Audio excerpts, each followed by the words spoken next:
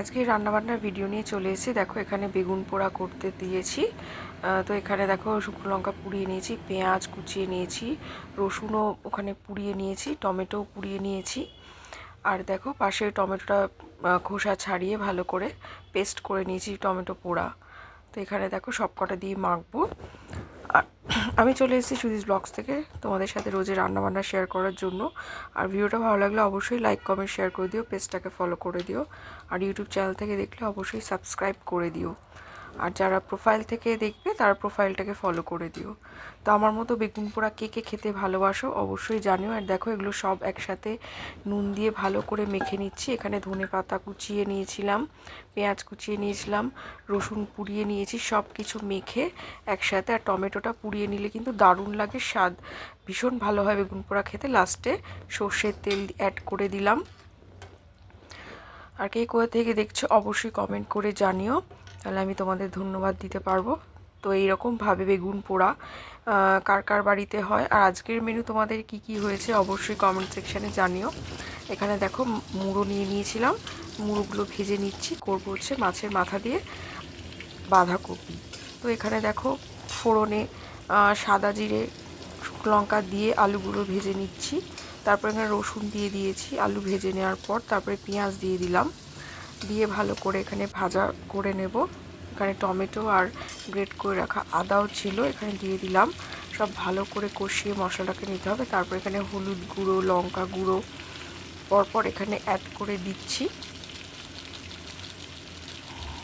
এই মাছের মাথা দিয়ে বাঁধাকপিটা কিন্তু ভীষণই প্রিয় খেতে। আর দেখো মাছের মুড়োটা কিন্তু অবশ্যই রুই মাছের মুড়ো নিতে হবে, তার প্রচণ্ড টেস্ট হয় মাছের মাথায়। এখানে ভাজা মুড়োর কিছু অংশ দিয়ে দিলাম, 4 পিস মতো দিয়ে দিয়েছি। এই মুড়োগুলোকেও ভালো করে কষিয়ে নিচ্ছি এখানে। আর কালারটা দেখতেই পেয়েছো, কষিয়ে দারুণ কালার চলে এসছে। এই মশলার সঙ্গে আলুর সাথে ভালো করে আবার কষিয়ে নিচ্ছি। তারপরে বাঁধাকপিটা ভাপিয়ে নিয়ে জলটা ফেলে দিয়েছিলাম, সেটা এবার অ্যাড করে দেবো। নুন মিষ্টি আগেই দিয়ে দিয়েছি, এখানে দেখো দিয়ে দিচ্ছি। ভালো করে মশলাগুলোর সাথে কষিয়ে নিতে হবে। কষানো চলছে। কে কোথা থেকে দেখছো অবশ্যই কমেন্ট করে জানিও। এখানে গরম মশলা গুঁড়ো দিয়ে দিয়েছি। দেখো হয়ে এসছে, একদম জলটা শুকিয়ে নিতে হবে, তাহলেই একদম মাখা মাখা হয়ে যাবে। দারুণ খেতে হয় কিন্তু এই বাঁধাকপি দিয়ে মাছের মাথা, দুর্ধর্ষ খেতে হয় গরম গরম ভাতের পাতে, শীতকালে দারুণ লাগবে খেতে। তো রেডি হয়ে গেল বাঁধাকপি। বেগুন পোড়া তো আগেই হয়ে গেছে, দেখিয়ে দিয়েছিলাম। আর এখানে একটা চচ্চড়ি করব। এখানে মূলো নিয়ে নিয়েছি, মূলোর শাক, আলু আর ফুলকপি একটুখানি ছিল।